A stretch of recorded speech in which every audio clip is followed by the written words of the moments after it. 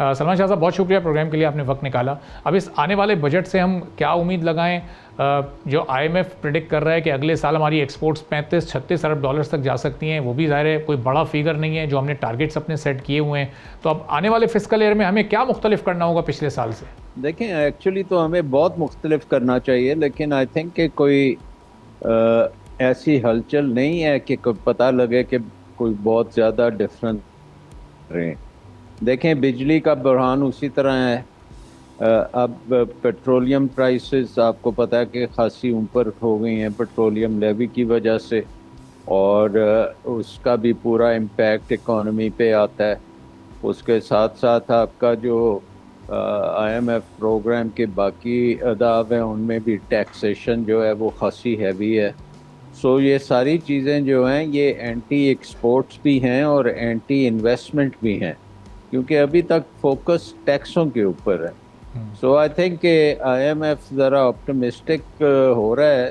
بہرحال اس نے کوئی اتنا بڑا ٹارگٹ تو نہیں دیا. پاکستان کو بہت زیادہ ایکسپورٹس کی ضرورت ہے، اور جو حکومتی لوگ کلیم کرتے رہتے ہیں کبھی 50 ارب ڈالر کا، کبھی 100 ارب ڈالر کا، اور 100 ارب ڈالر کی انویسٹمنٹ کا، تو اس کے تو یہ قریب تر نہیں ہے.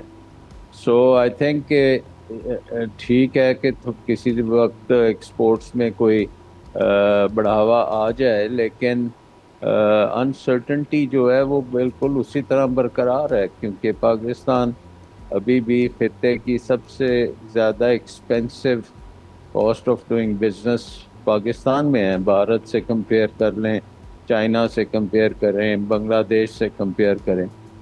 سو آئی تھنک کہ یہ ایک قسم کا ٹنکرنگ ہی ہو رہی ہے. کوئی اتنا میجر ریفارم نہیں ہے جس کے نتیجے میں آپ سڈنلی ایکسپورٹ اورینٹڈ ہو جائیں گے، یا آپ کی ایکسپورٹس جو ہیں وہ اب بڑھتی چلی جائیں گی. اگر آپ دیکھیں تو کوئی گورنمنٹ کا کسی قسم کا بھی بجلی کے نظام کو بہتر کرنے کا بھی ہمارے پاس کوئی پروگرام نہیں ہے. ابھی تک بجلی میں پرائیویٹائزیشن کا کوئی نظر نہیں آ رہی اس کا پہلو. پھر اگر آپ دیکھیں کہ کمپیٹیٹیو پاور سیکٹر کی طرف ویلنگ کا جو نظام ہے وہ تیار پڑا ہے، لیکن اس کی امپلیمنٹیشن نہیں ہو رہی.